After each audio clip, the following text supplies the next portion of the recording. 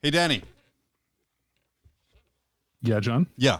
So just a little addendum. Last episode, we talked about, we returned to form with our worst characters in 40K segment with Lucius the Eternal. And we listed our top 5. Now that we've added Lucius in there, we had him as a solid number 2, right? Behind Cato, in front of another guy. But I wanted to just add in a quick... I'll blow a hole in you with my corrections and omissions. The largest omission in the world. We forgot Thazar. How could we forget? The Necron pirate. Unacceptable. And that just tells me that we've gone too long without doing those segments. So Agreed. Thazar, still number 1. Cato, strong number 2. Whoa, wait a minute. No. Lawnmower Man, Sergeant is number 1. Oh my gosh, that's Thazar is number 2. Lucius is number 3. Cato number 4. And then we have Cato Sicarius at number 4 and Drago at number 5. And that is our top 5 now, regardless of what we have said before. That is it, because I don't know about you, but I can't listen to us. So I'm not going to go back and double check. That is our top 5. Okay. And then that's all I got to say about that.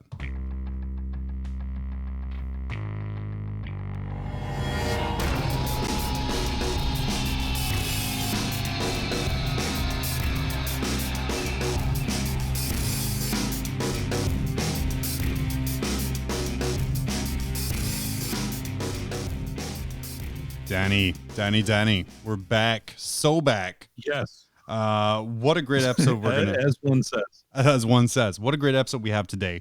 And we have JT from Play on Tabletop came to talk to us about Play on Tabletop, about Drew Carey, and then also about the Las Vegas Nopen. The Nopen. Where he had the Cinderella story of reaching the semifinals with his list. Or the finals with his list. It really was. It was a beautiful thing to see. And then Innes has returned as well to tell us some more 40K game theory over soft beats. We're just going to keep adding to the word count of the title of that segment. But he's in with some okay, so what's the official name of it now? Oh, he says it's an untitled segment, but I'm going to say it's Innes's... Okay, WTC Team Scotland Captain Innes's Warhammer 40,000 game theory segment, untitled currently, mob rules, comma, over info. soft beats. Over soft beats. But yeah, he knocked it out of the park this week, so that's going to be right after the JT interview. But before we get all to that fun stuff, Danny, what you been up to? Oh man. It's actually been a busy week, like hobby wise. I think we played 2 games now. Yeah, John. Since we last recorded. We played 2 games. I played a game against Kevin, so I played 3 games. I painted a ton of stuff. Look at you. I know. Like actually getting out and getting those reps in. I have had dick time to paint anything. So, and by dick time, I mean I haven't had a lot of close, personal, intimate time. It's been a lot of masturbation. Yeah. Should I paint or jerk it? Who knows? I have to stop masturbating. It's making me so lazy. Anyway. Can I see your Silent King model? No, sure. Your choice. Yeah. Man, those are some creamy highlights.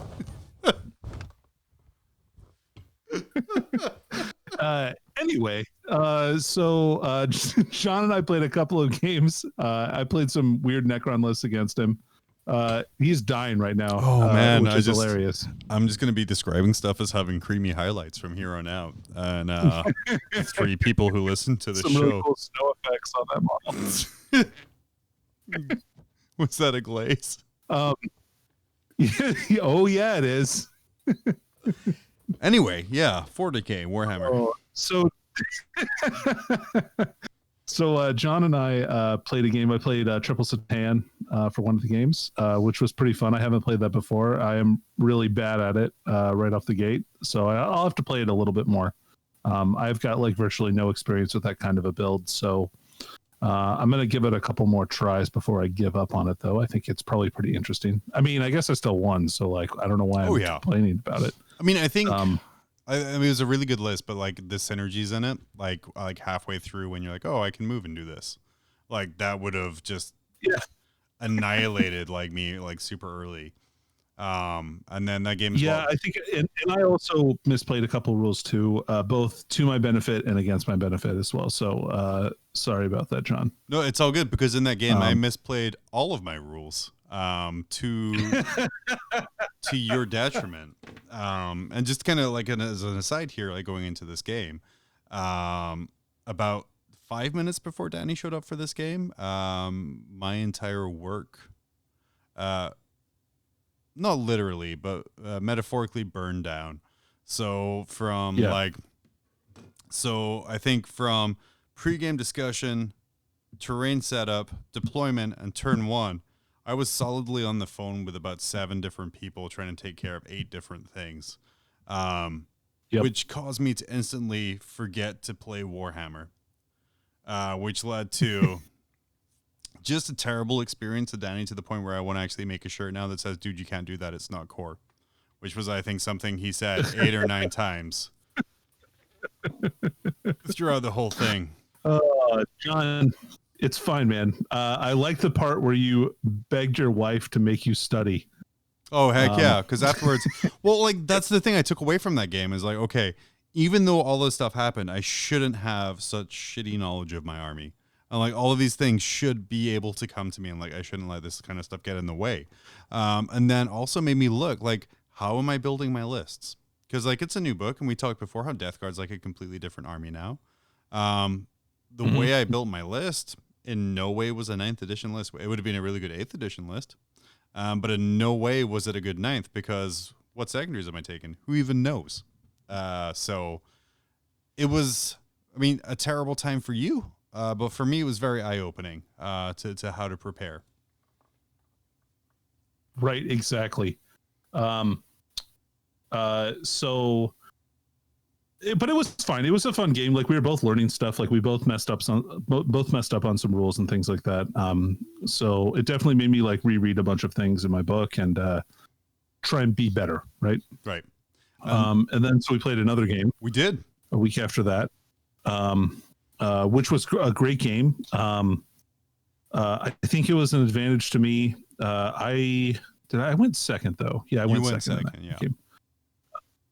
I was able to kind of see, I think, what was going to happen on the table really early on. And I basically kind of knew how the game was going to end up after the first turn. And everything played out the way I pretty much thought it was going to. There weren't really any surprises. So it was a good game. But John did some good moves. Like he pulled out every single point that he possibly could. I just think he made some deployment and movement mistakes on his turn 2, I think, that would have changed the game a little bit more. He kind of gave me one flank and concentrate everything on the other one, and I was able to funnel everybody into the Silent King and then all of my shooting. Right. Which that had like listed a lot of shooting. But I think it does have a lot of shooting. Plus side for me, like I think by turn 3 or 4, I was able to point out like, hey, I really shouldn't have given up that flank there, and I probably shouldn't have gone here. So that was good for me, and then especially it helped me really see what parts of that list worked and which parts to get rid of. So that was super helpful too. What else you get up to? It was not an unfun game though. No, it was a great game. It was pretty cool. It was super good. And like I said, let me see, like I tried Harbingers for that one, which like that was one of my first changes, because like the Poxwalkers and the way the list I have, and we'll talk about like it later, is I was trying to do stuff with the Poxwalkers that the list wasn't designed to do, which kind of hurt a little bit there. And I could have sure, that makes sense. And I could have done a lot of other things if I was a different play company. So. Yeah, and I think if you would have been like Mortarian's Anvil and you had the Gloaming Bloat on your Warlord, I think that game would have been totally different. I would have had a much harder time dealing with a character with a 12-inch aura of Gloaming Bloat when like none of my immortals could rapid fire you quite as effectively as they were able to do. Right. So for sure. Yeah. So what else you get up to? You played 2 games against me, picked up 2 impressive victories. I primered some models for this weekend, which we'll talk about in a minute. I built a Psychomancer model. Yeah, that guy's really cool. I was pretty excited to build him. He's a pain in the ass to build, so if you haven't built one yet, just be prepared. Danny's taking commissions to build for you for only $70. I absolutely am not. It costs more than the model. That's because it took me at least an hour to build that guy, which was really annoying. He just has a lot of like little flimsy pieces that he stands on, and once he's together, like he's really stable. But it's a lot of little pieces that connect together through tiny things that support other pieces, and like he's anyway, he's not easy. And then I also built 5 of the Contenkar Terminators, or Contekar, whatever, the new Night Lords Forge World Terminators. So I built a unit of those out of a Forge World order I got recently. So I'm really excited to paint those guys up. The models are phenomenally detailed. There's so many little bits and pieces, and every time I pick one up, like I'm like, oh, I need to cut out that hook because it's like filled in with flash. Oh, geez. But that's fine. Man, they're so cool though. You're gonna be hyped to build them, John. Yeah, I was gonna say I picked up a box in that order too for my regular Chaos army, and after seeing Guy and Danny's ones put together, man, they are just gorgeous. I'm really excited to put them together. Not as excited to cut out all the flashing and stuff, but you know, Forge World got to be a pro modeler to make it work.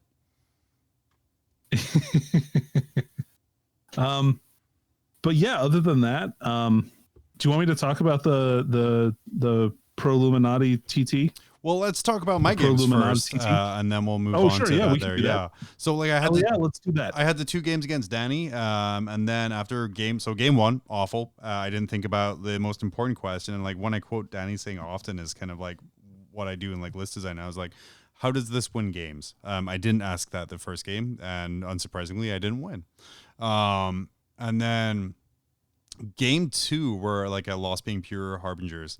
I was able to take that game and make some pretty minor changes, I would say, to my list overall.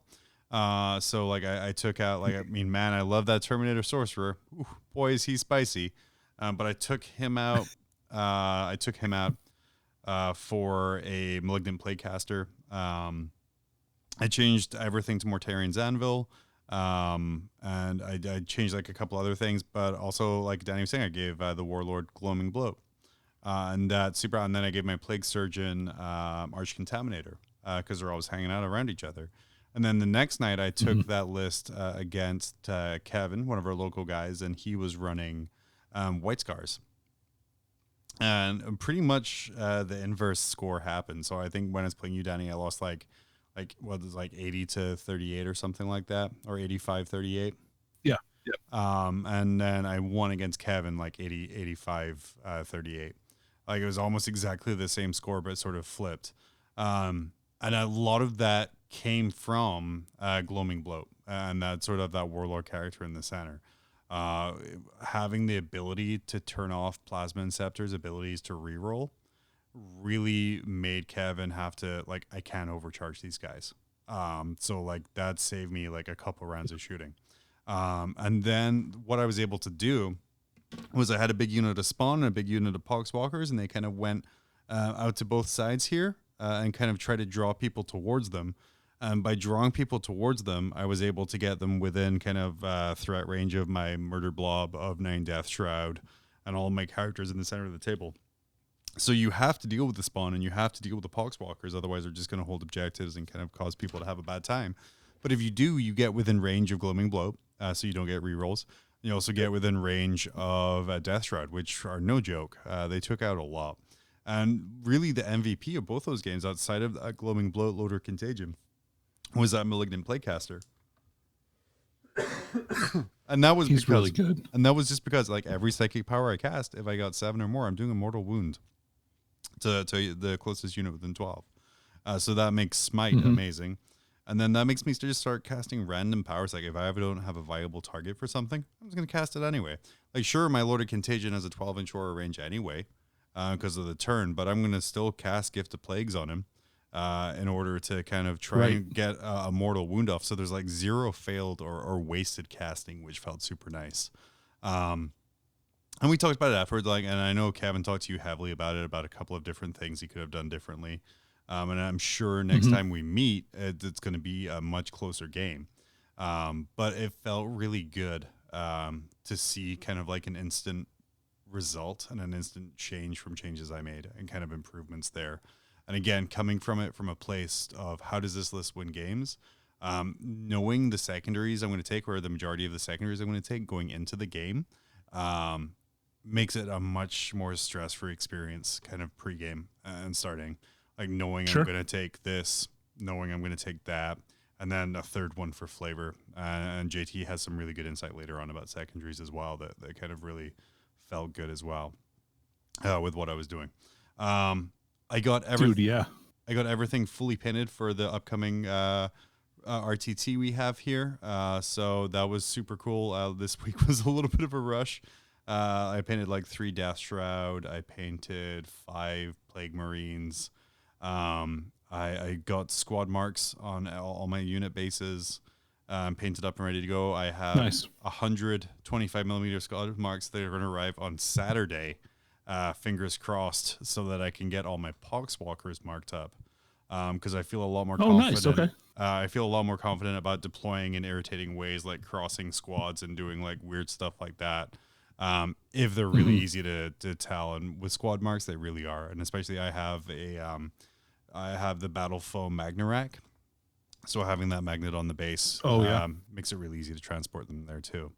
But I mean, I've continued listening to Bury Dagger, which continues to be a delight. And I think it's a great book. One of my Malkador is one of my favorite characters out of that book, just because of how he goes from mysterious to just a dick, like really quickly, is amazing. And some of the stuff they do with the Sisters of Silence in that book is amazing. And then just Typhon just being just such a tool. Oh my God, I hate that guy so much. It almost made me take Typhus out of my list, and purely out of listening to this book. Like I was like, man, I could fit another Lord of Contagion in there. He's maybe not quite such a knob. But no, I left him in. Nice. But yeah, so we have an RTT coming up, Danny. We do. Yeah. So what I did is I talked with our local store, and then abiding by our local government's current rules. I rented out a private space in the store, which doesn't have a lot of foot traffic in the first place, right? And then it's also rented out. I was going to say it's also on a day the store is closed. That's how baller. Correct. You are right now. I rented out the store on a day it's closed, so there will be no foot traffic of random people coming in the door, or at least I hope not. I hope that they'll get turned away pretty quickly. Because I'd like to keep the door open just to make sure people can go outside to take off their mask or whatever. So we have a full mask policy all day. You have to wash your hands whenever you leave the room and come back in, or sanitize them at least with hand sanitizer. And then like there'll be no eating or drinking like inside the store. Like all that has to be done outside the store. So I think I'm going to bring a couple of extra masks just in case, like so my face doesn't get super sweaty or my mask get wet. Oh, heck so that way I can switch out. That's a pro gamer move right there. That's what Innis should be talking about in game theory, is the appropriate number of masks for your game. I could just maybe I could put like a camel pack on my back and have the thing go inside of my mask so I can drink while not taking off my mask. We won't be able to understand you talk because there'll be a tube in your mouth, but man, it doesn't matter. Not important. You'll be able to see my moves on the tabletop, John. What stratagem are you using? And it's just like double bird flipping me off. No, I'm waiting for. I'm just gonna like throw a card on the table, like read my rules, bitch. Yeah. You fell for my trap card. Yeah. And then what's the other thing I'm doing? It's invitational. Oh, yeah, and we're having temperatures right at the door. It's also invitational, so it's only available for like our teammates. So we invited basically just our teammates to the event, which is great. None of them have had a positive COVID test, I believe, which is awesome. And all of them either get tested regularly or going through the vaccination process too, which is awesome. And we'll have a fillable survey that we'll send out on Friday night as well before the tournament, or Saturday night before the tournament. And that's when I'm going to go into the store and set everything up so we can get in and out ahead of time for the event, which will be awesome. I'm excited. Like, just getting together with the bros is huge, right? Mm-hmm. I was gonna say, I even have I'm taking my work COVID safety coach questionnaire that takes like 90 seconds to do that we'll be doing in the door as well to just really mitigate anything. But again, to Danny's point, there's the ability to see people and be kind of safe and at a distance is just huge. And so it's very exciting, and especially being able to do it in this controlled way, because I know there's been other RTTs and tournaments about here, but my hesitation's been like, I don't know who's going to go. I don't know who's going to be there, and then this way that's mitigated. So it's exciting. I'm not excited. Right. I'm not excited for my round, I'm assuming round 1 Taylor, round 2 Danny, and just having my ass kicked like both times. Or I guess that's not going to happen, but just... and even like just getting out and having fun and being at a tournament, I'm very, very excited. And I know for me, I've overscheduled my work, so there will be zero reasons to be called for any reason. I overspent payroll for this, Danny. Well, and here's the thing that is important to me, right? Is that we're all being safe. Our count numbers are way down right now, 40 today from where they were, which is awesome. Like, Anchorage is doing in fact, the whole state is doing a really bang up job. I'm not trying to toot my own horn too much here. But I'm really, thank you. Yeah, that's the horn I want, baby. The horn you wanted too. So, but I've been super happy with how everything is going, and I'm excited for this event. I'm very excited for this event. Absolutely, see the guys is a really big mental health deal for all of us. Yeah. And you can absolutely follow along. It's going to be on Sunday, the 21st of February. It's up on Best Coast Pairings. It's Prolumina TT Invitational in Anchorage, Alaska. If you just search for all events near 99507 would be the zip code. It'll come up much easier. There you go. I won't have to spell stuff. It'll pop up real quick. Yeah, and see how we all do. Check out the lists. All the lists are going to be posted here too. And I'm excited to steal some content from our friends as well by talking to them about their games afterwards. That's pretty exciting. Danny, you have anything else you want to throw in here before we throw it to JT? No, I think that's about it. I'm excited for this interview, though. It's a good one. It's a good one. It's going to be amazing. We're going to take this quick break, and we'll be right back with JT. Dude, I'm the best. I took first place at another tournament. First off, stop with the thunder and lightning. You don't impress me. And second, let me check out the BCP rankings. And I don't see you on there.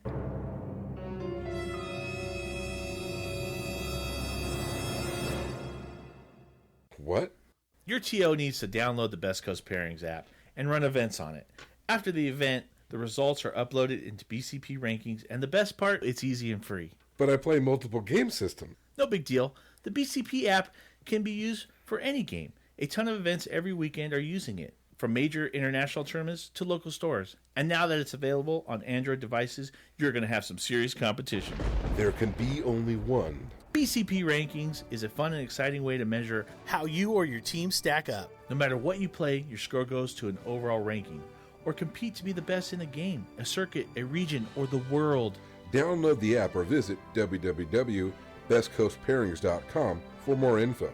Best Coast Pairings. Are you the best? Hey, Danny, we're back from whatever it was we just said, because we definitely record these in order. So back. But we have another guest coming on to join us today. And the best thing about this guest, Danny, this person needs no introduction. Not even one. Nope. Well, maybe one. I mean, I think one is probably Fair. Well, yeah. So he's one of the staples of Play on Tabletop. It's a wargaming channel on YouTube. If you haven't checked it out, definitely check it out. They produce some really high quality, visually stunning battle reports. Like some of the effort they put into editing is just blows everyone else away. He's a noted. Oh my God, it's insane. Noted Drukhari enthusiast and Las Vegas Nopen list rating runner-up. We have JT McDowell. I said you needed no introduction. Hello, gentlemen. Here I am. Yeah, that's a heck of a no introduction. I loved it. Thank you very much. Yeah. Danny didn't hold on long enough. I was like, man, if I could just have like 20 seconds. I love it when a joke goes too long. I don't think anyone who listens loves it. When that is your favorite thing. It is. For real. That's your favorite thing. And I wanted just that uncomfortable silence to go for a while. But JT, you didn't bite. You didn't jump in and fill in that slot to be like, hi.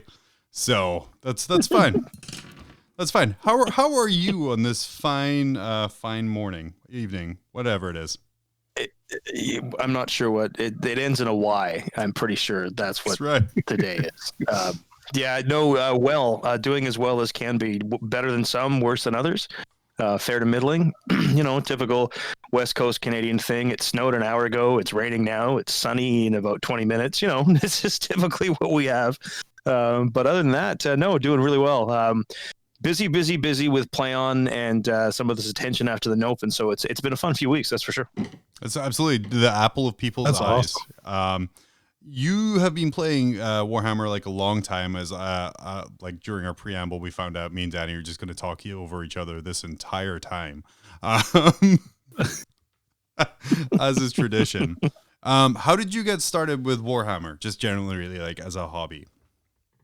I started way back in the Dark Ages, in the days of Rogue Trader, with a soft cover Rogue Trader because I couldn't afford the hardcover because I was a 13-year-old kid. So that's 35 plus years ago. And it was, I think Fantasy was the first sort of foray, but really Battletech was the tabletop gateway drug. And then it became Warhammer because Warhammer 40K, I mean, Plastic Space Marines, oh my goodness, they were amazing. And that was really that just catapulted the addiction. But I remember buying the first little conical head Eldar. My buddy got into it, and then I got into it, and then a couple other people got into it, and people fell out over the years. And I didn't completely play 35 years straight. I mean, I was always there and have a pickup game and what are the coolest rules, but it's always appealed to me, the concept of the painting and the building and really, I just love the Eldar aesthetic. And the funny part is some of the 35-year-old models that I have are still current for Eldar, and my Eldar playing compatriots will understand my pain. It's a very current range. So you said Eldar was your first army, right? So what drew you to Eldar apart from kind of like their terrible armor, their really short-ranged weapons, their lack of durability? First, it was the aesthetic. It was this cool Mobius looking artwork that they had. I mean, in the old Rogue Trader, Eldar were this, this dying race that knows they're dying, but has to save the universe because humans are stupid. And I really love that concept, but they are dying doing it, and humanity's too stupid to pay attention. It had this kind of, I grew up on the West Coast, so maybe there was like a whole little peacenik kind of vibe to it. My family's full of hippies. Maybe that's what it was, that they're trying to save the planet, and rampant industrialism is destroying it. Maybe that was the message from all those Saturday morning cartoons and now moments got through. Maybe that's what it was. But really, it was the aesthetic, and then it was the background, it was the lore, and it was the fact that all the Eldar models just look cooler than the Space Marines ones at the time. Now it's completely flipped, and the Space Marine models are amazing sculpts, and Eldar need new stuff.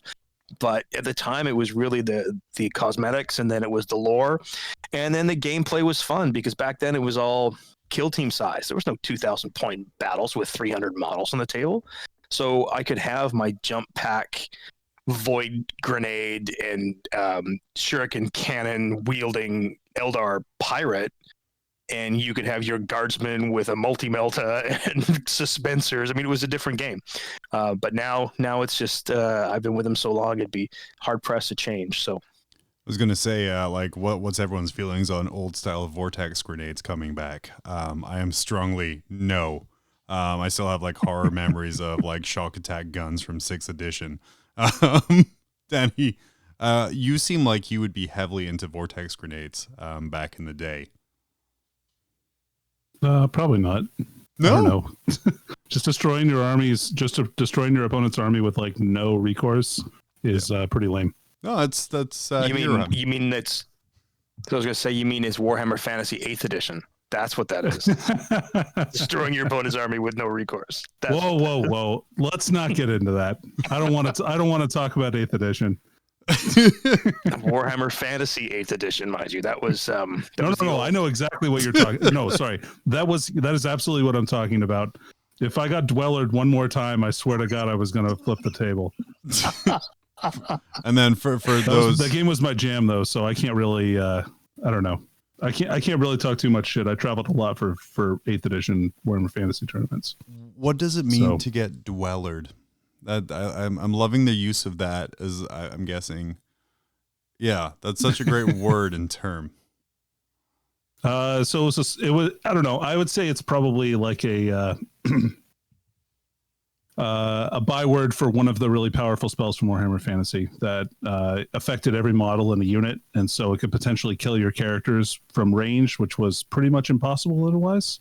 You usually had to risk a lot if you were going to tackle characters in melee, and so having a 350 to 500 point model, if you had like a Slann in a unit of Temple Guard or something like that, die to a failed strength test was when he was strength 3 was a pretty big bummer. Feels good. Yeah, that was rough. Almost up there with Purple Sun. Yeah, yep, same thing. Yep. Only you could launch the Purple Sun off a 65-point elf character on a horse. Remember that?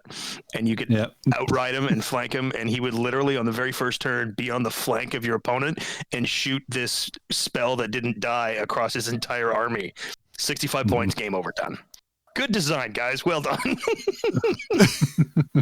Perfectly balanced across all ways.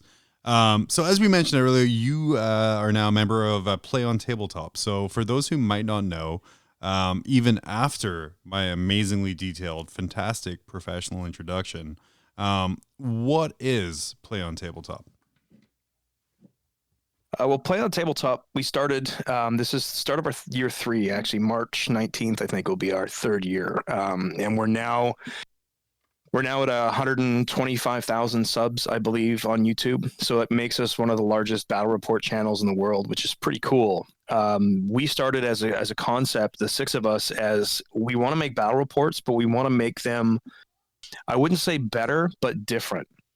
The current battle reports, and they're still out there for us at the time, was the 2, 3, and even 4-hour battle reports that still have a place because they show you an entire game start to finish.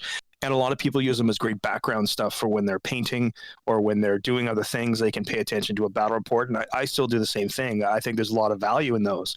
Our concept was different. We wanted to entertain. Could we create 30 minutes of entertainment? And that was our 40K in 30 minutes. Could we do this in a half an hour? Could we show a whole game? And we thought, yeah, we can do that.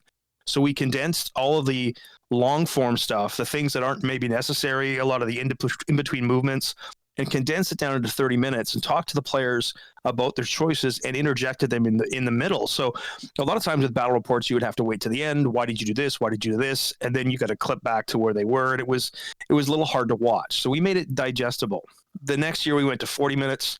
The reason that we didn't do it the first year was because Tack, one of our founders, doesn't like 4s. They're bad luck. So he didn't want to do 40K in 40 minutes. But we convinced him otherwise because that extra 10 minutes really does help and it rolls a little bit better. And it was still the same idea. An entire game, a 2.5 hour, 3 hour game, condensed down into 40 minutes so that while you're, commuting, you're on the train or you're on your lunch break, you can sit down and kind of get your Warhammer fix. And we look at it differently. We're not there for the Warhammer player. We're there for the gamer. We're there for the video gamer, the tabletop gamer. We're there for the player whose partner might not be into the game, but still wants to take part in what they do. So they can sit down and watch one of our battle reports, watch the entire game, understand what's going on because we explain it very well, and then still get a good feel for it. So it's not 3 hours of why did they do that? It's 40 minutes of, hey, that was cool.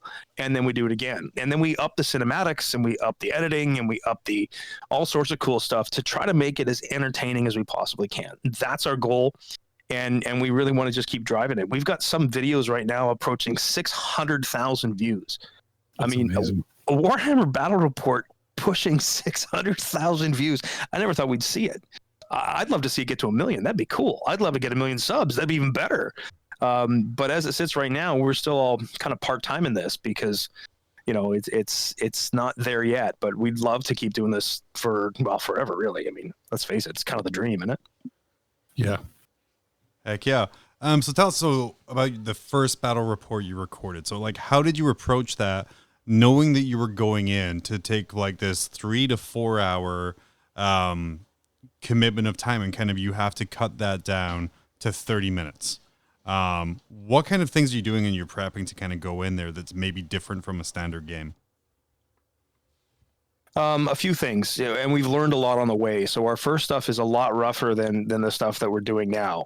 We've got a pretty good rhythm as we do it now, but those first few, and our first actual battle report that we put on YouTube was not our first battle report we filmed. I think we actually filmed 2 before that to try to figure out how to do it. And a lot of it was how to block the shots, how to set up the shots, what we need to get, how we need to do it. And then it was running through it. We try to let the players play as much as we possibly can. The only time we interrupt them is if they're, okay, turn 1's over, we want to get some model shots, we want to see where stuff is. And then as stuff's dying, we want to get shots of that coming off the table. So those are the kind of things that we pick up and interrupt.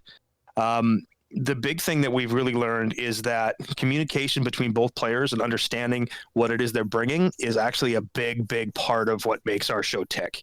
A lot of times you see guys, well, I'm playing so-and-so today and he's got X and this guy's got Y, and somebody just smashes the crap out of him. It's like, ooh, that was not very fun to watch. And now what do we do with the last hour and a half?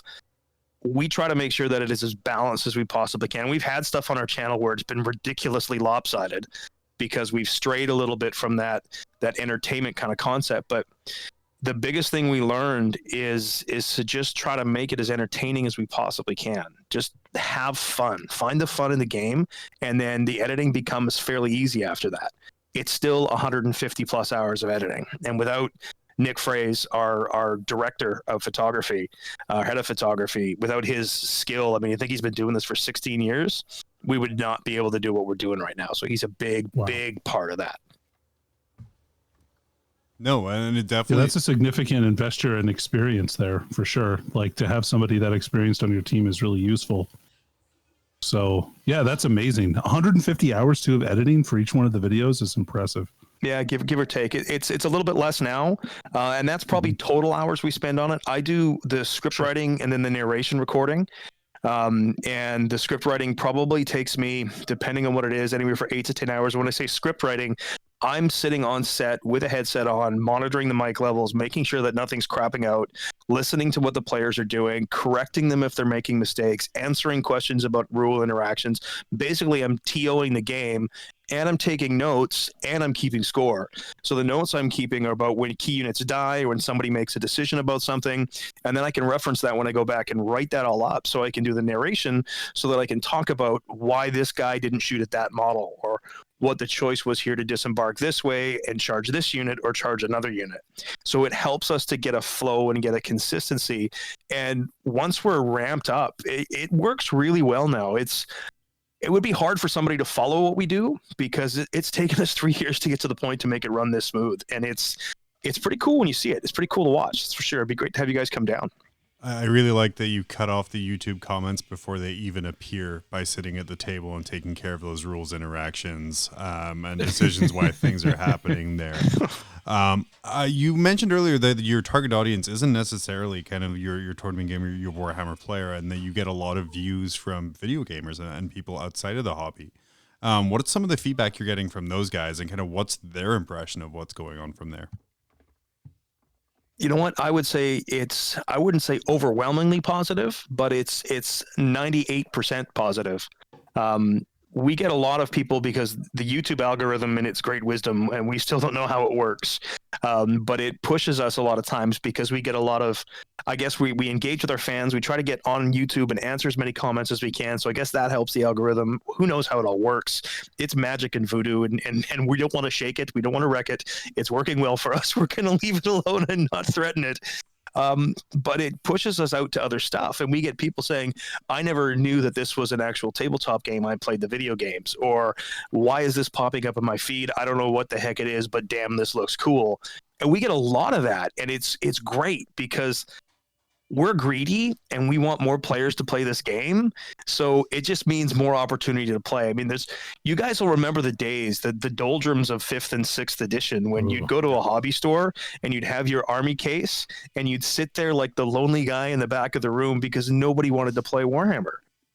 I mean, we all remember that. Yeah, I know exactly what you're talking about. Like, that happened to me on numerous occasions where they'd have like an open gaming night and you'd go down to the shop and hope to find a pickup game, but like, nobody would show up, so you'd be there for a couple of hours, and a big waste of time for you, for sure. or like pre-ITC. You might pull some stuff out and paint it.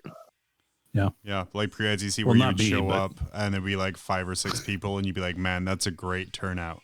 And like really celebrating the Yeah. fact that you had enough for 3 games against different people.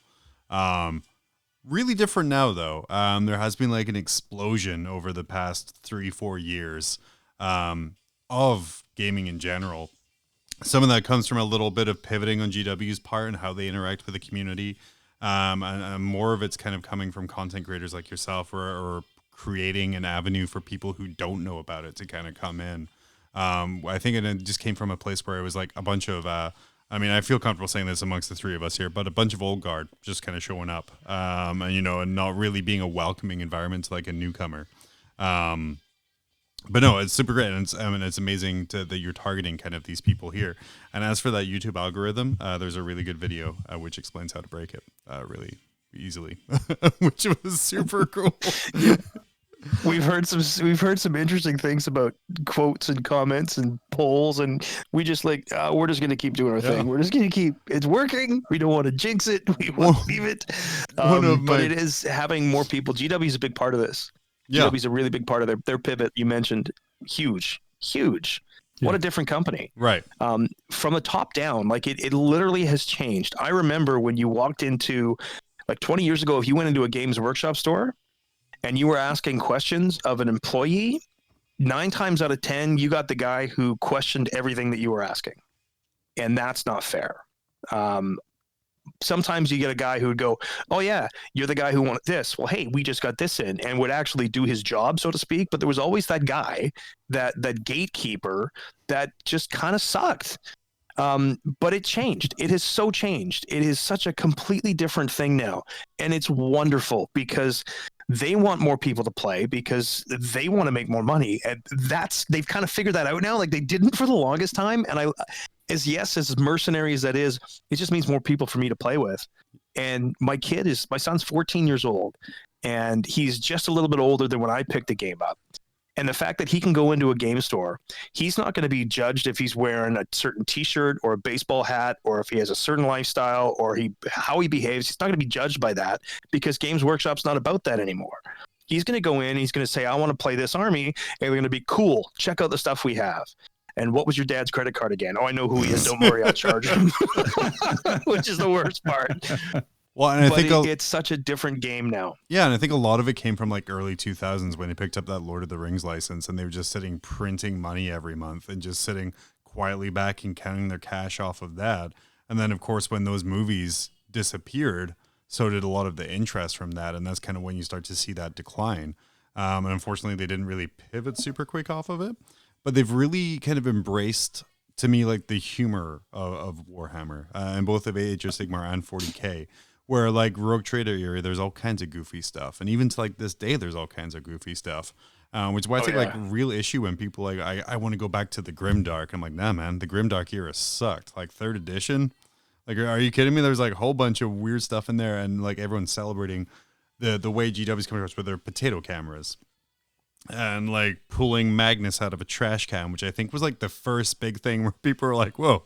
It's like, is this the same company? Is this what they're doing with that? Exactly, right? And then just generally like the Warhammer community site, which has, unfortunately for some of the other community sites really replaced your need to kind of go anywhere else, which is just sort of genius in that. And yeah, it is mercenary. You're just like, it's to get more people to play, to make more money.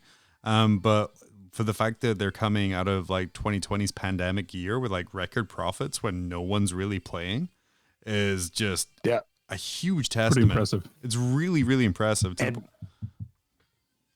you go. I was gonna say they paid everything back already. They paid all their COVID subsidies back, which is amazing. And they gave their employees bonuses too. So I mean, it's just like, it's super crazy. Do you guys with Play on Tabletop, have you had any feedback from GW about the stuff you do? Yes and no. They definitely know who we are. We've talked to a few guys about it. But really, we're kind of our own entity, which is good and bad, I guess. It's kind of a weird thing to be. We're torn as a team. It's great to be on GW's radar, but maybe not so much on GW's radar. I mean, if you're sunk into one game to push your video game channel, that maybe you might want to diversify in case they decide to say, no, nobody can do this anymore. Not that they ever would, because between us and Titans and Mini Wargaming and Tabletop Tactics and Winter's SEO and Deployment Zone Television and all these other guys at Hellstorm Wargaming, I mean, you can go on and on and on. Vanguard Tactics. They're not going to stop these guys. This is free advertising for them. I mean, you can't buy that kind of advertising. So, yeah, I'm sure they know who we are. We're just going to keep grinding and doing our thing. Of course, that comment brought to you by Raid Shadow Legends, available now for free at any time. I'm going for that easy sponsorship money. Like, hopefully they get it there. It's like our energy drink sponsorship. Oh yeah, we have an energy drink sponsorship that I keep forgetting to mention because it's literally cancer. Do not drink it at all. It's awful stuff. Promo code say SELLA. Goodbye to that. Thanks a lot, John. No, you're promo code. How am I going to put my kid through college now? It's America. You just take out a massive loan he'll never be able to pay back, and he'll be able to get through 2 years and then drop out. That's how I did it. Is there anything that you haven't done with Play on Tabletop so far that you would love to do, but is just for some reason impossible for you guys to figure out how to do it? Or have you pretty much kind of got it to a place where everything is how you want it to be? Honestly, there's so much more we want to do and so much we have on our plate. We just don't have the time or the manpower to do it. There's literally only 6 of us. We did just hire a new editor, and Mike is doing some really great work. But again, we've got Kill Team Challenger and 40K in 40 minutes, and Kill Team Challenger just ended its season. So we're going to take a look at that to see how it did and possibly make some changes and come back with something a little bit different maybe, or not, or leave it as it is. We just announced a partnership with Deployment Zone Television. Winter's SEO and the guys from Deployment Zone TV came to us and said, hey, what can we do? How can we help? What do you guys think? And we said, well, we could probably do a show for you. They said, cool, we'll order 12 episodes. And we're like, okay. So we're in the midst of doing a narrative campaign specifically for Deployment Zone TV. And it's like, oh, okay, how are we going to do this? Are we going to find the time for this? Yeah, okay, we'll find the time. But without that concept of that global community, we can't necessarily hire a new editor yet, right? So it's a really cool idea that's going on here, that content creators working together, and I really dig that. But there's so much stuff that we want to do, we just don't have the time. I love the fact that they were like, hey, do you want to do this? And you're like, probably. And like, cool. So we'll order 12 episodes. Here's this. And like, whoa, we said probably here. Let's, pull back. Yeah, at that point, Tack was like, yeah, okay, we can do that. Yeah. It was pretty cool. Tack, of course, is one of our founders and the Al Leon of Tabletop, of Play on Tabletop. He's letting his hair grow and he's got the goatee happening. So he's got that Al Leon look from... Doesn't like the number. Cool. Doesn't like the number 4, but is a world quality okay player. So it's like, yes. Yeah. Leave that. I enjoyed that joke way more because I didn't even say a 0K. I said an okay. I'm gonna edit in so much more laughter to that one. So recently, I'm glad you have some laugh tracks set up already because you're going to need them. That's hilarious. Well, no, I would just set up dead air because, again, making the uncomfortable joke go too far is kind of what I do. You recently competed in the Las Vegas Nopen. 40K Stat Center put on this amazing event to kind of fill the void that's left by the disappearance of the Las Vegas Open, the world's biggest gaming tournament, where we met some of your compatriots last year. Or no, yeah, it was last year. Holy cow! Well, what a decade this past 12 months has been. Yeah, yeah. Tell us a little bit about how you got involved with the Las Vegas Nopen. We, as a team, as Plan, we were sitting down trying to figure out if we could do something to help out the guys at Frontline because they've really supported us as well. They've sponsored a lot of our episodes and helped us out with some terrain and mats and stuff. And we were thinking, how do we do this? And then Peter the Falcon Colosimo reached out and said, hey, do you guys want to be part of this thing we're putting together? And we went, yep, cool. How do we do this? And that was it. That's how we got involved. And it was pretty much that simple. And then it was just, how do we figure out the logistics of doing this? We've already had the gear to do live stuff. So, okay, let's figure out how we're going to do it. We've got the switcher board. We've got the stuff that we had set up. Let's see how it works, run a test game. And we did that. And okay, we figured out some bugs. And now here we go on to the Las Vegas Nopen. Steve puts a list together. I put a list together. We send them in. And that was pretty much it. The guys at 40K Stat Center, Val and Peter and everybody, they did some serious work to get this thing up and running in under 4 weeks. Like, my goodness, that's gobsmacking. I mean, I'm boggled by that. From like organizing all of these different content creators to come together, to creating the website for it, to getting merch going for it, to getting price support for it. Just an insane amount of work went to kind of getting that prepped. For those who might not know kind of the concept behind the Nopen, and to kind of pull us onto the next thing here, JT, what exactly was your role in the Las Vegas Nopen? So what they did was they took a whole bunch of different content creators from around the globe. So from Canada, the US, England, and Australia. And everybody, 16 players, built a list. And this is the list that we're going to play. And you played that in your first round, and some of us got to play it in the second round as well. You played that, and your list went forward. You didn't necessarily go forward. Your list did. So the winning 8 lists from the first round go into round 2, and now somebody else has to pick up your list and play that. So it was really challenging to build a list that was easy to pick up for the next person. Then from there, it goes again. So from 8 to 4, and then you play again, and then from 4 on and on till you get to your final. So it wasn't a player skill advancing. It was the lists advancing. And it was a really neat concept because it kind of shattered a lot of ideas about what net listing is and how certain builds play, and not necessarily took the player factor out of it, but really made you reach and stretch as a player to try to adapt to some of the stuff that was coming in. So I think it was a really cool idea, and I can't wait until they do it again. There's rumors that it's going to happen late summer, so I'm really excited for that. That's awesome. And then in creating your list, and obviously you took out your Eldar and you had your Dracarys list, what limitations were sort of placed on you? Because you have to create this list that you have the possibility of, say, someone in Australia or someone in England or someone down in the South like is able to play. What was kind of the conversation like where you're like, hey, we can't run 30 of these. Can you choose something else? I don't think there was actually much limitation put in outside of a couple of things. Like questions about, seriously, who has that many Invader ATVs? What are you doing? Stuff like that, right? There were a few of those, but for the most part, what we did was, okay, here's the list I want to play.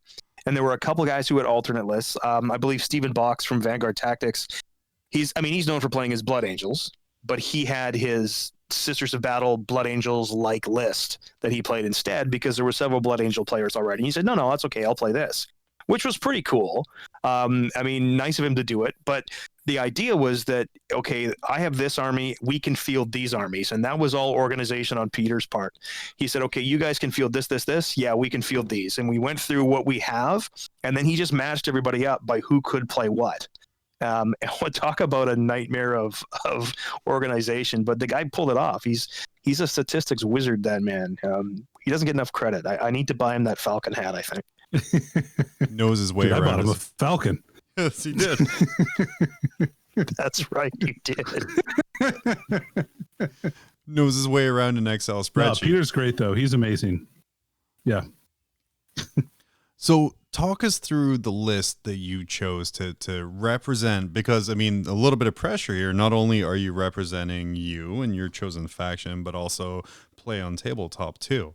So tell us a little about a little bit about the list you chose and sort of some of the choices and why you made them. Basically, it's an evolution. The list I have is an evolution of the list that I've been playing in tournaments, because we do have one or two on occasion, and then playing and theory hammering and theory crafting and working out how do I do this. But basically, what I've noticed in 9th edition is that it doesn't matter if you lose your entire army as long as you're up on the scoreboard. So that was my primary thought, because quite frankly, Dark Eldar have no armor and they fly wet paper airplanes. So I know that I'm going to be pretty much wiped out by turn 5. And if I can hang on till then I can win. So how do I do that? And that was the gist of the list. Also, I'm old and I forget things. So things that are easy to remember and easy to do makes it simpler to play. And that was really part of my list design. Let's be honest, most of my list designs are, how can I make this easy? That's why I've doubled up on almost everything in the list. It was the classic Drakari triple patrol, because that's the only way you can play it.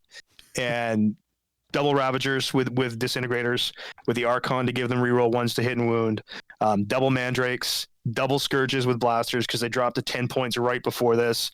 And then the secret sauce was my 2 Reapers, which were just absolutely vicious in the list. Dark Technomancers and Masters of Mutagen's Coven allow you to overcharge your shooting, and then any poison weapons on 6s to hit automatically wound. So Venoms, suddenly on Overwatch, you're really great because you're overcharging your shooting for 2 damage and you don't care.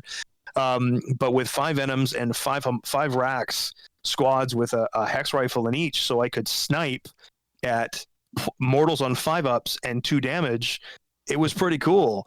Two homunculi to do the same thing. One was a bit of a beat stick in that it had some defensive capabilities, but the list was basically set to function as hide as long as you can, because the secret sauce was the Court of the Archon, which is 3 non-infantry or non-character infantry models and a squad of Cabalites that for 1 command point, all of them walk on. That's 8 deep strikes. I'm getting Linebreaker. I'm getting Deploy Scramblers. I'm scoring 22 points a game, guaranteed. There's no way I'm not going to get that. So do I get 8 from another secondary to go to 30? Then can I score 30 to 40 points on primary? Well, yeah, I can. I think I can do that. So that's 60 to 70 points a game that I have, and that should probably win me a game. If it's close and if it's tight and if I can keep it hanging, I'm going to win that game because of that. And that's what the list was designed to do. Hide from 3 feet away, make you make decisions, out-obsec you with all the rack squads that I have, because they're pretty durable if they get in close, and then shoot you off objectives. The key for me, though, was going second in almost every game. That's pretty much why the list won, because the change to bottom turn scoring allowed me to hide as long as I can, play a more defensive game. If you poke your head out, I shoot you, and then on turn 4-5, I just dive, and now you're done. Because if you haven't racked up a big enough score by that point, there's just too much coming at you, and it's gonna just take you out. And that's what happened in really basically the first 3 games. Even in Brian's game, he'd lost everything, but he had enough left to just jump in and just wreck what Adrian had, and that was it. That's why he won it. That's fantastic. Yeah, that's a really good synopsis of the list. I was really impressed when I was watching the game that I was the table boss for, which is the first time I saw it in action. Like, I didn't have a chance to catch your first game, but man, when I saw the second game, I was like, oh yeah, this list is actually really good. that was the and I was the double surprised. demons. Yeah. So yeah, about that game, that was the one where you went up against the Brothers Grimm, right? Like the Morty Magnus, like this killer list that's been running around and people have been pushing. And kind of speaking onto net listing here, where this was like a really tough matchup on paper. Like if you look at what this list did and what it does compared to what people view Drakari, it should have been a completely different result. So what are some of the things you think went into making such a wide expanse? Because spoilers, your Drakari list won by a lot. Yeah, it did. Why do you think that it was? won by quite a bit? I think it was twofold. I think Steve had a real challenge getting that list 25 minutes before he had to play me. And I don't think that it's a very user-friendly list to pick up and play. You've got the chicken, you've got Morty, and you've got Magnus. And if you don't, you've got the Changeling, and you've got Biologist, Pox Pile Piper, whatever the dude was called. And you've got spells that you have to cast in exactly the right order. And if you don't, then it's actually going to affect the way your list plays. You need to move this guy, warp time this guy, cast this guy, do this thing. And it actually makes it really, really hard to play that. It's very technical at that point of it. On a hammer and anvil setup as well, on a long board edge, unless he put every single model at the very back edge of the board, he couldn't hide because I have a 36-inch range and 16-inch movement. And those bases are big. So unless he wants to put everything in the back corner and put everything else up front to try to score, and I will annihilate that in a single turn, he's in some serious trouble. So people don't realize how well Dark Eldar actually match up against guys with toughness 7 and 8 and 9 and 10. If you're a monster, I don't care, because poison wounds you on a 4. 5 venoms is 60 shots, and Magnus with a toughness of 8 and a 3-up save, my overcharge venom shooting mathematically kills him. I do 18 wounds to him. I do 9 wounds to him that he can't save. 18 kills Magnus. That's just my venoms. And now I didn't use all my venoms. I used other stuff on the board to take him out because he was the biggest threat. But I absolutely carved that list apart. I set up when I watched how Steve was deploying, and I knew he had to go back, and I put 2 squads of venoms on one objective at the top, 2 squads on the other side, put one at the back so that I could kind of hold another objective. And I made sure that his Nurglings can't cover me up. They can't take the objective from me, because that's what that list really does. He pushes those 5 squads of Nurglings forward, and the Nurglings and the horrors do pretty much all the work until about turn 3 or 4, and then the big monsters show up and start wrecking stuff. Steve figured he could get forward with one of the big guys and bully me a little bit, and unfortunately it didn't go his way. I didn't care about Mortarion on that list. I need Magnus dead. I need Magnus dead, then I need the chicken dead. But I did exactly what my list should have done to his list, and it tore it apart. Now, TJ plays that list. There's no way that I scored 92 points. It's just not going to freaking happen. However, I don't know how much better he actually fares, because I am really suited to fight that list. And that's what people forget. Everybody thinks Drukari's crap, Drukari's bottom tier, and you know what? The Codex is not that strong. Especially when you're fighting Marines with a 3-up armor, especially when you're fighting Rhinos that are toughness 7 and my poison only wounds it on a 6. But the moment you start walking monsters, ask any Tyranid player how good a Drukari army is. And they'll tell you, I don't want to play them, because they don't care about toughness. Yeah, well, that's super true. Like, yeah, exactly. And the toughness doesn't matter. And that's the key. That's the key to the matchup, right? Just being able to wound on a 4 or a 3 and auto wound on 6s is super huge against is super huge in that army. So yeah, I thought about it and I'm like, okay, well maybe he's got a shot, like just seeing the list on paper. And then I saw the first turn, I'm like, oh, and that you had like in that particular game, the move that you did with Vect, the very first Vect was such a wrinkle-brained play, right? Like it was a perfect. And so when you did that and nuked his reroll for his save, I'm like, oh no, he can't reroll any more saves this entire turn. Man, that's going to be bad for him. yeah, that was a big one. It's one of those things that people forget about, that you vect, and if you vect early enough on something that's key, like a reroll of a dice, you're done. Like you can't get it the rest of the phase. Sure, it cost me 4 command points, but the funny thing is that vect was huge, and then next game with Brian playing it, he pulls out a huge vect right at the end, and people malign it. Oh, it's 4 command points, you'll never use it. No, man, it's in your back pocket, and it's one of those things that you can it can turn a game, but you need 4 command points for it. So it's really like the ace up your sleeve, right? Like for sure. Yeah. Something you mentioned was the complexity of that Double Demons list and kind of all of the things that go into it. Do you see that kind of as just the way 40K is right now? And especially as we see more and more 9th edition codexes coming out, that we're seeing just this huge level of complexity to the armies, and to kind of really properly get the most out of them, you have a lot of lists that need like a lot of like to paraphrase Danny here, wrinkly brain plays rather than a lot of smoothness. Well, what's your thoughts on that? I think it's an interesting point. I think synergies are kind of key always in top tier 40K lists. But if you look at the list that TJ put forward, he had Death Guard Codex, he had Thousand Sun Codex, he had Demon Codex, he had all of the extra books afterwards. It was like 7 or 8 codexes in that single list. That's 8th edition complexity. Then you look at was it Siegler's list that he had just Necrons? Mm-hmm. But for maybe a late game play, maybe a slight misplay on Mikey's part, maybe he should have gone 1 turn sooner out with the Silent King, and he would have actually won his game there, I think. But that's again a really technical type list, but that's single codex technical. And the new Necrons are actually really there's a technicality to playing them really, really well. Beyond just pushing 60 warriors at your opponent, which, by the way, just sucks to shoot against. Man, it's just the worst in the world. Oh, I hate it so much. But it does work. But it's not necessarily going to make you go 6-0 at a tournament. So that's what I think you're still seeing that maybe too complex, even maybe. But when it works really well. I do like though that a list is complex, and even Tank's list that won the event. I mean, he's got sisters and he's got custodes. There's a lot going on in those 2 armies.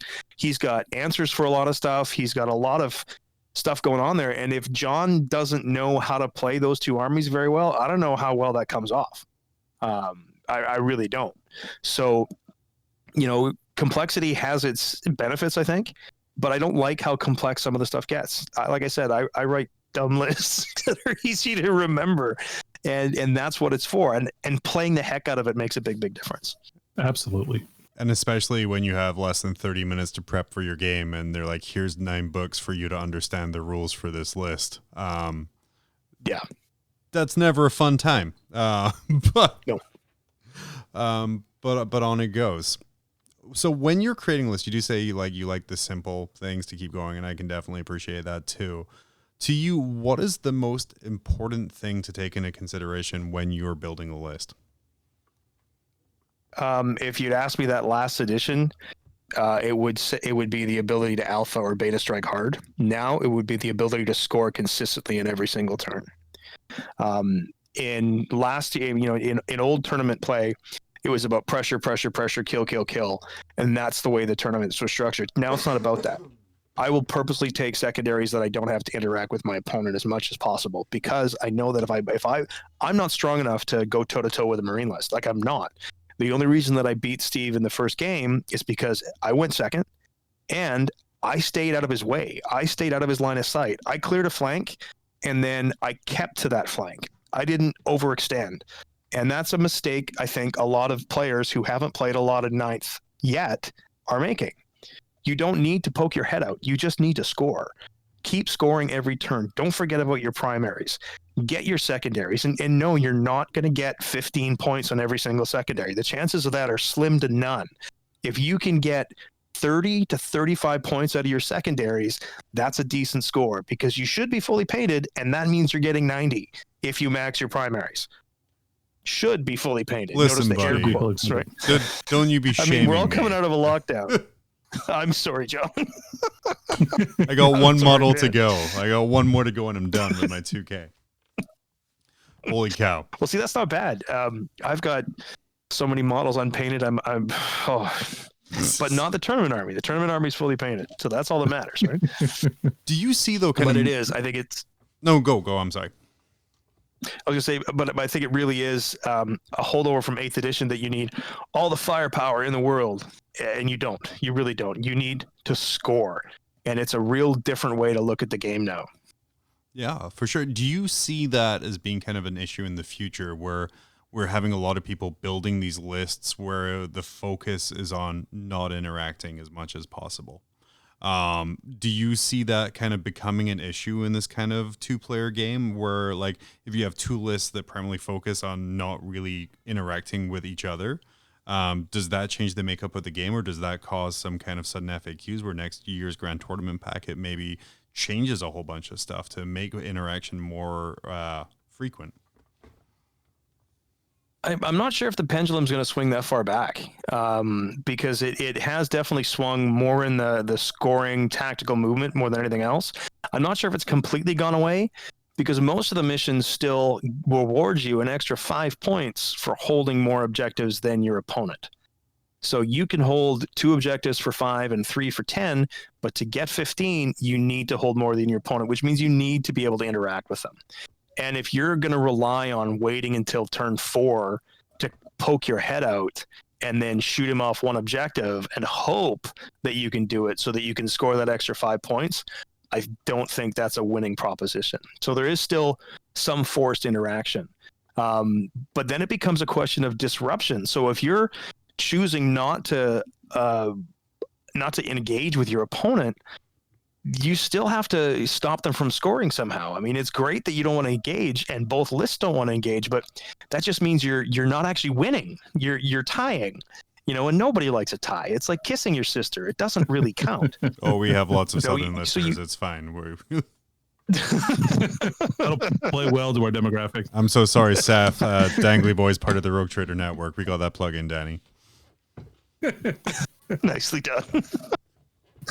But it's true. You're playing for a draw at that point, and that's dangerous because you want to be able to get in control and control the game and control the board as much as you can. And if you're going to sit back while your opponent sits back, one of you has to poke their head out. You can't do that. You can't just be completely passive.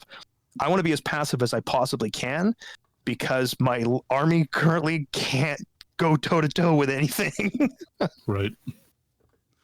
If I had Necrons. Oh, believe me, God, I'm so done with Necrons. I'm waiting for Danny to get over his Necron face because, Jesus, it's no fun. No, I'm kidding. It is fun. Cool, dude. I'll switch to Drukhari when that book comes out. It'll be great. I'll bust the Drukhari army back out again. Man, Nice. And what a great transition. We do have that new Drukhari book coming out. So we've already seen that those papier-mâché jet bikes that they do fly are getting stupidly cheap. What are some other things you're really hoping to see out of this book? Well, they changed the FAQ again so that the bikes went back up, and then the Reavers went up for some reason, or the Hellions rather. I'd like to see Hellions get good. I want to see the mercenary rule go away. I think the mercenary rule is kind of dumb because right now Incubi are better as Ynnari, and that does not make sense. They should have a benefit as Ynnari, but they shouldn't be better. I mean, Draz is still really cool, and he's a decent model, but Incubi needs some love. Mandrakes need some love. Scourges need some love. I do like looking at the way the points have dropped, and as a word of warning, I have no idea what's actually coming in the book. But looking at the way that blasters dropped to 10 points, I get the funny feeling they're not going to be D6 damage anymore. I'm thinking that a blaster on a Scourge or a blaster on a Cabalite might go to like a flat 3 damage or something like that. Because 10 points for a strength 8, AP 4, flat 3 kind of makes sense. That D6 is a bit spiky. I actually see I could see Dark Lances going to D3 plus 3 instead of D6.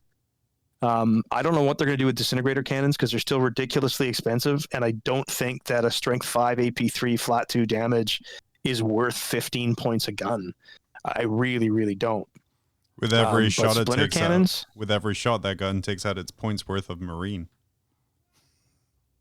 True, but that's it's not still a good thing. Yeah. strength 5. Yeah. Right. It's still, it doesn't necessarily take out a Marine because let's face it, Marines are going to be 2 up, 1 up, transhuman physiology. It's not going to matter. Right. Yeah. I love the splinter cannons. Oh, do you like the new profile? Oh, I've heard people complain about it, and I literally have a sock full of old metal Hellions that I'd like to introduce them to. Yeah. Hell yeah. Because they're worse than dreadnoughts. The metal dreadnought in a sock is one thing, but metal Hellions in a sock, They got they're spikes, spiky. baby. Oh yeah, baby. They're gonna split some wigs. I absolutely love the splinter cannon profile. I think it's what a splinter cannon should be. It's our heavy bolter, and that's basically a heavy bolter profile. That's what it is with the poison rule. Whatever that new poison rule looks like. Poison has a strength. I looked at that and went, oh, what does this mean? Does this mean that if I'm shooting at toughness 2, I actually wound better now? Is there a strat that makes the poison strength go up? are they gonna change this? Because I honestly think poison is one of the weakest. It's a great rule and it makes the army very unique, but it's also one of the oldest rules in the game, I think. I mean, this is a 5th edition, 4th edition rule that just doesn't make sense anymore. I shouldn't be able to shoot Magnus and wound him on a 4. Like, I shouldn't. That just doesn't make sense. But that's the way the rule is right now. And then but if Venoms keep the ability to move and shoot, the heavy becomes assault. Now a Venom can advance and shoot 12 shots. Suddenly, because that's the rule for Drakari right now, is any heavy weapon on a vehicle becomes an assault weapon. And if that stays, that means that Venoms are absolutely worth every point of 85 points with 2 cannons. Absolutely. Because I will be blitzing those up the board every freaking game. I'm sorry, I'm moving 22 inches. Zoom, here we go. And I'm shooting you from 36. Yeah, even if they don't, right? Just seeing that 36 range and firing at full capacity is, I think, a huge upgrade to that model. Yeah. Like, that gives it like the ability to be kind of a sniper platform, which I quite like. I think that's really good. I'm really excited for it, for sure. Heck yeah, and that Incubi stat line was pretty spicy. I'm very excited to see how they will work in the new book. Yeah, I'm excited overall. I think it's going to be Give me a fight twice strat. Oh, that'd be good. Give me a fight so twice JT, strat. I've been preparing, right? I picked up a couple of boxes of Incubi just to supplement the 15 that I already have, just in case they get really good. You've only got 15? Oh, I've only got 15 metal ones, yeah. So that gives you, it gives you 25. I've got 35 Incubi. Oh my God, yeah. Oh, yeah. I want to see a 30 Incubi list. That is awesome. I still want to do it. It's going to be such crap and get shot to heck, but I have Incubi with guns and hats, so technically I should get a Witsunic, right? That should be. I mean, I think so, yeah. I love that because of COVID, we're in this kind of area where as soon as we get any kind of rules preview, the first thing you do is go out and buy 2 of whatever was previewed. And then if it's good, you're set. If not, you're like, well, next cycle, I'm sure they'll be buffed a little bit. One advantage in owning so much Dark Eldar stuff and Eldar stuff. Any previews we do get, I'm like, oh, I've already got that, and I don't really need that. I've already got that. I'm good. Yeah, I'm good. I mean, I bought all the org vehicles when they came out because you got to have them. I mean, they're so cool. Oh, they're so cool. Yeah, man. And the names are just fun to say. We haven't had anybody on the channel playing all the vehicles yet, and I'm really looking forward to it because it's fun to stumble over, AdMech names. But I want to say Rucka Truck Squig Buggy. Hell yeah. I want to say Boom Daka Snazwagon. It's just a cool name. Oh man. So just to round us out here, I want you to tell us your single favorite Warhammer memory. And now, because Olgard here, I'll let you expand that to fantasy as well. So, we could learn new amazing terms like Danny shared earlier with us. But yeah, just your single favorite memory. Jeez, that's a tough one. I try. There have been some amazing moments in my Warhammer, the annals of my Warhammer brain. I shared this on another podcast, and I think it's still probably my favorite memory at Warhammer ever. And it was a couple years ago at the Wounded Warriors charity tournament in Victoria, and I'm playing an opponent who had 1,000 Suns list, and he had Magnus in his list. And Magnus was in this ruin or this rubble or whatever it was that we had agreed that was going to slow a charge, and he failed a charge to get into me. And he had a bunch of other psychers and stuff around, and I thought, you know what? I don't use the Crucible of Malediction very often. I'm going to use it here. So as a Drukhari player, I use the Crucible of Malediction, which is 2 command points and a 4-up. A Psyker takes D3 mortal wounds within 12 inches of the homunculus. Well, there was a bunch of other stuff, and Magnus was only down to 2 wounds. So I rolled a D3, and I got a 3. And the Dark Eldar, the most non-psychic race in the entire universe, killed the most powerful Psyker in the universe in their own psychic phase. I did a lap of the hall. I couldn't believe it. I had to apologize to the guy I was playing. I think I bought him a beverage. I'm like, I'm so sorry, but you have to understand how incredibly unlikely this is to actually happen. I was embarrassingly enthusiastic, and I feel sad about how much I went on about it. But yeah, that was a hell of a moment. That's for sure. Amazing. That's amazing. Amazing. Danny, do you have anything else for JT here before we wrap this up? No, I think I'm good. JT, what would you like to plug before we let you get on your ways? Well, to Play on Tabletop, please come check us out on YouTube at Play on Tabletop. We are on Facebook and Instagram as well with Play on Tabletop. And of course, our Patreon. That's how we do this, by having people support what we do. And we love the fact that people are picking up what we're putting down, and it keeps the lights on in the studio and those kind of things, and pays for Tax extra coffee when he works 14 hours and 16 hours at a time, or Nick is editing until 4 o'clock in the morning, or I'm just trying to cobble together another script in the last few minutes and do my thing. So please, if you can support us on Patreon, great. If you can come check us out on YouTube, great. Like, subscribe, and ding that bell and all that neat stuff. Comment, please. We try to answer them all. So that'd be the place to find us: Patreon, YouTube, and Facebook and Instagram. JT, thank you so much for your time. Check these guys out. The quality is super high. Like, do yourself a favor, and give them a watch. It is truly a sight to behold. Amazing. JT, thank you. We will be right back after hearing from the best death card player in this podcast, Innes, and his 40K game theory for this week. Hi everyone, Innes Wilson back again for a second installment of my as yet unnamed 40k game theory segment. This week we've got a double header covering both the social contract as it relates to games of 40k and also non-playing ways of learning your army. So we've gone for two slightly smaller topics this week instead of the one big topic of last week, and this will be a format that we're swapping up between, just depending on how we feel on the day. The first topic for today is the social contract and how that relates to 40k. So the social contract is not only an obscure 18th century French book that covers some weird things about the government, it's also our obligations as 40k players to each other. It's easy to think that everything that comes from playing a 40k game is just in the book, right? All the rules are there, it covers all the ways that you play, how you roll dice, all the rules that you're going to need. But we all kind of know there's more than that, and that's where the social contract steps in. The social contract is the unwritten rules of how you play, whether that's at a tournament where you have the expectation that everybody's playing match play and you're not doing take backs, that you need to be declaring everything accurately, or whether it's down your local club where you're playing a crusade campaign where the expectation is different. You're going to be, maybe you are doing take backs, maybe your group allows that, maybe your group's making sure you all submit your list ahead of time, maybe your group is you're playing surprise and you list tailor and all that, and that's all the social contract is, the expectations that we come to the table with. It's everything that's not written down in the book that you have to pay attention to. And it's something that can be very important when you're taking part in a new group, when you're going to a tournament with a group of people you don't know, or even when you're just playing someone new at the club, when you're introducing them to your new group. It's very important to be aware of everything that kind of comes with that.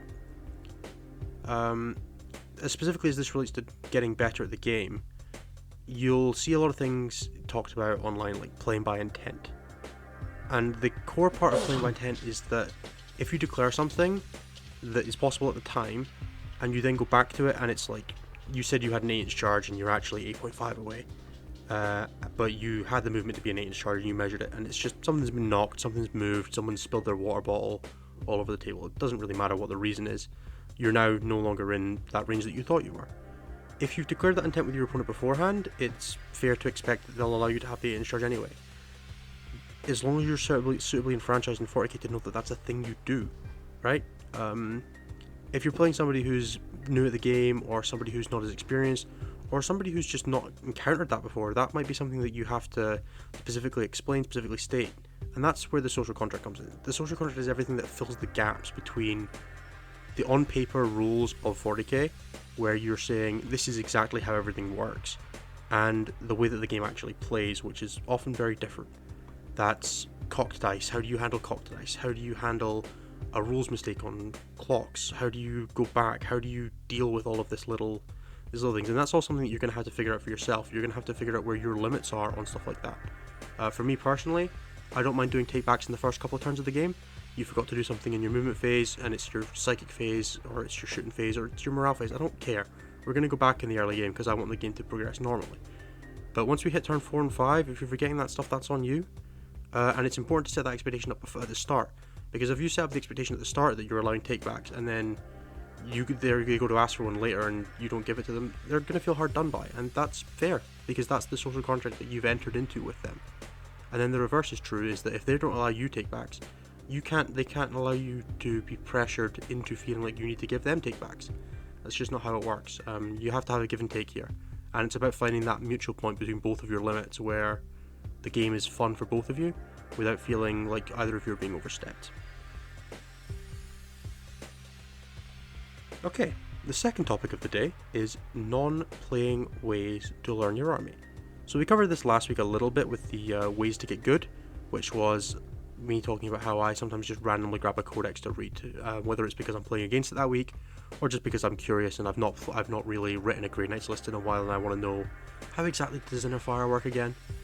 So there are a few ways to do that. One is really good, which is looking at current lists, just seeing what's out there at the moment and thinking about how your army handles it. Whether that's looking at the 40k Stats Center podcast or the 40k Stats website, reading Goonhammer's post about it, or just following competitive 40k on Reddit or Facebook and seeing what are people talking about, what's doing well, and then trying to think about how do I deal with that, what's my plan for that style of army. If suddenly 8 flyers are everywhere again, you probably want to have a plan to deal with that. And having that understanding of the meta and what's going on will allow you to write better lists. Whether you're playing them or not doesn't really matter, as long as you're taking it into account.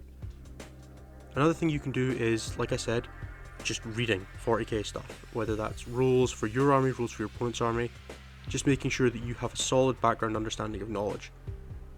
And then one more thing that I want to touch on is math. And yeah, I know, math is not everybody's favourite subject, but developing a good understanding of heuristics and probability is a really good way to get better at 40k without actually having to play it.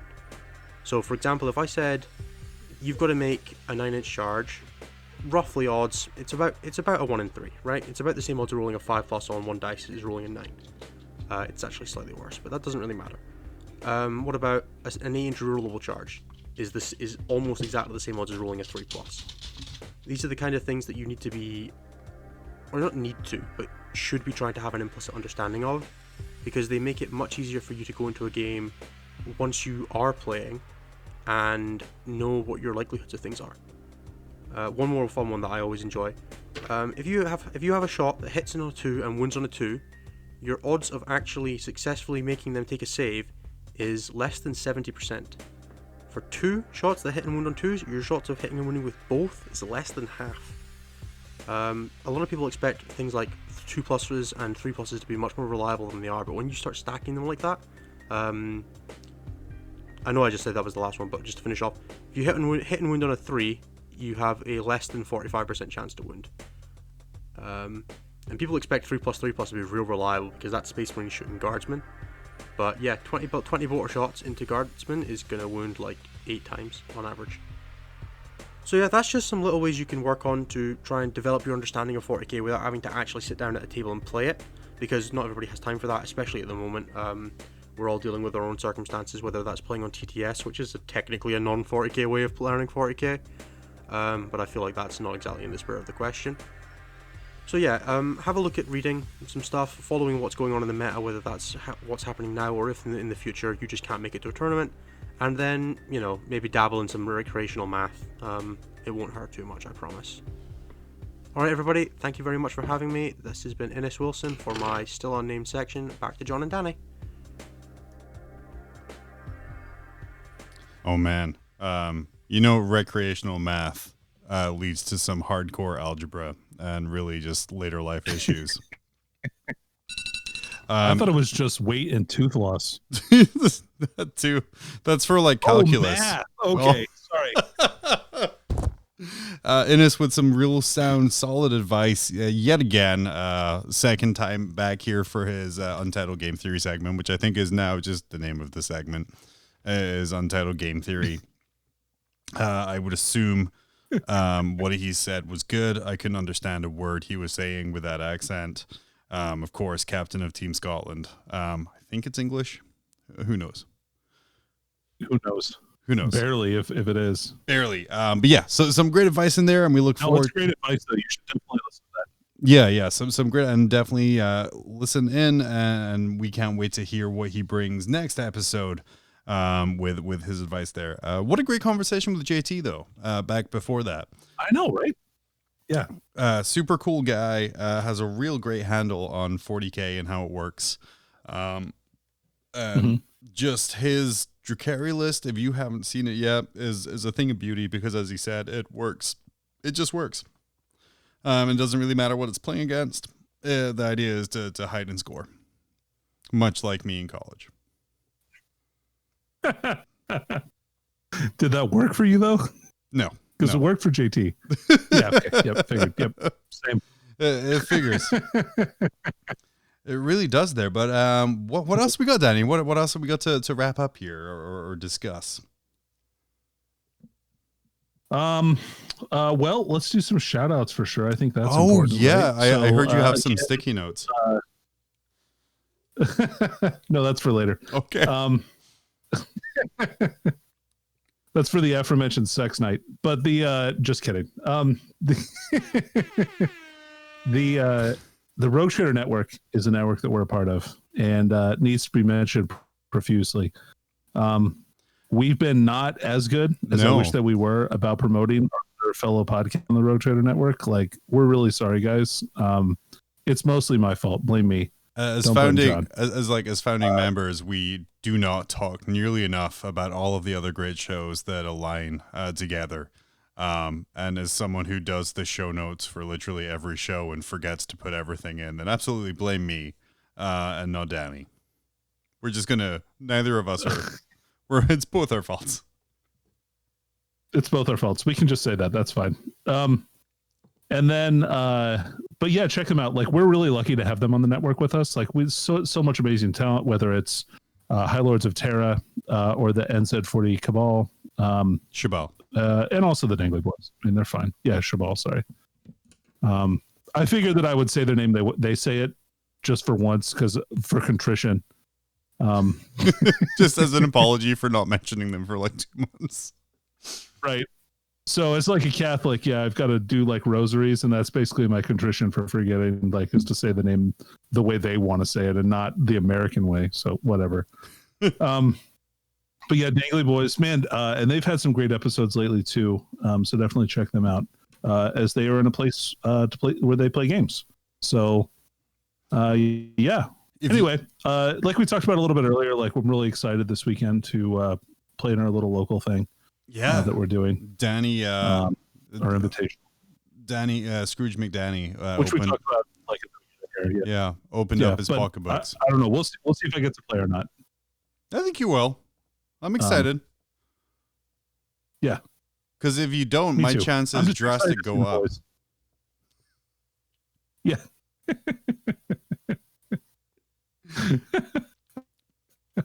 So yeah, I heard no complaints about that from the team, by the way, when I mentioned that I may not be playing this. Like, nobody's like, oh no, man, come on, play with us. I think it comes from the place of as your regular opponent for the past 6 months being like, well, I see how this game goes. But that's this is a rerun. This is a rerun. That's okay. But yeah, anyway. Yeah, but and again, like, check out Play on Tabletop with JT. JT is a wonderful man with a wonderful channel, and they do wonderful work there on said channel. So yeah, 40K, definitely check them out. Super high quality. 40K in 40 minutes is just really great quality production. Like I said, 40 minutes for you to see, but literally days and days of work goes into making it that bite-sized chunk. No kidding. As much as I complain about editing, when I do edit this podcast, it's a couple of hours. It's nowhere near the 150 that gets put in. And it shows. Dude, I can't even imagine. Based on the quality of that there. So some really great videos going in there. They have videos going back for 3 years now. So definitely check them out. And then if you're able to, definitely support them on Patreon so they can continue to put out such high quality, amazing content that they are doing right now. They're back in the studio filming after Canada let them with COVID restrictions. So I'm excited to see their content coming up. Me too. Amazing. Me too. Well, we will be back in a couple weeks with Tales of the Preliminati T. Maybe some interviews with some of the players that were there, and kind of just probably Danny and John episode where we chat about our experiences there, chat to some of the players in our local community, and just a lot of banter and subpar times. Hype. So anyway, for Mob Rules, I've been John. I've been Danny. And we'll see you next time.